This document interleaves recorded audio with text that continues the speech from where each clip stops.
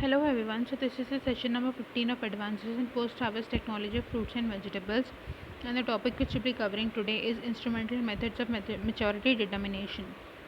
Okay, so the timing of fruit peak, that is the harvest maturity, significantly impacts the duration of storage and quality parameters at a time and commercial operations. To make sure fruit maintains good quality and stability in storage, they should be collected at the most accurately defined time. This is also one of those factors which can be controlled without precision.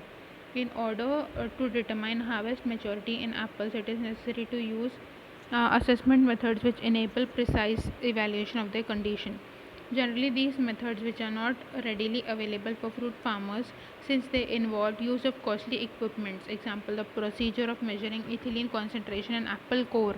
Other require a few measurements to be performed simultaneously, example concentration of ethylene, total solids and fruit firmness. In recent years, there have been attempts for using ultrasonic waves in evaluating fruit ripeness and in accessing color change during the process of ripening. Yet the methods are still not recognized as fully legitimate.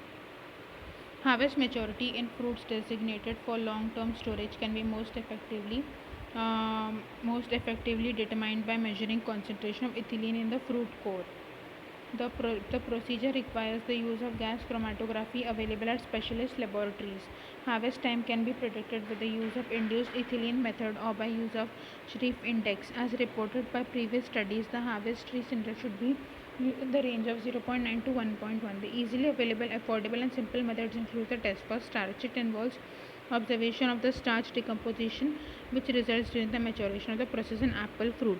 Research examining this phenomenon shows close relation between proportional contents of starch and the degree of maturity.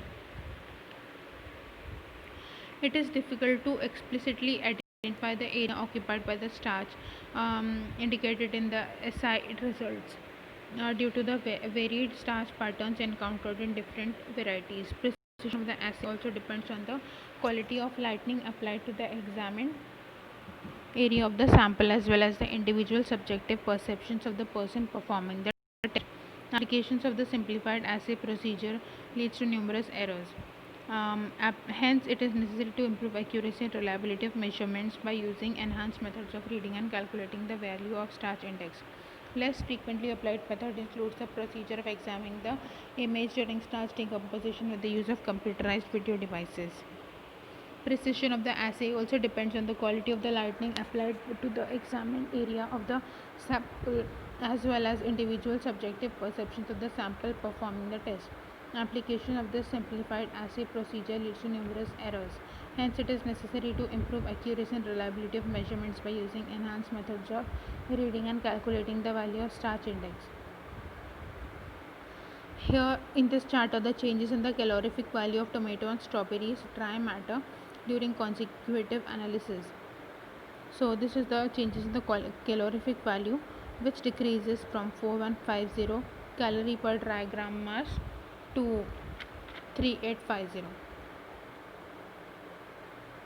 These are the changes in the calorific value of apples dry matter during consecutive analysis.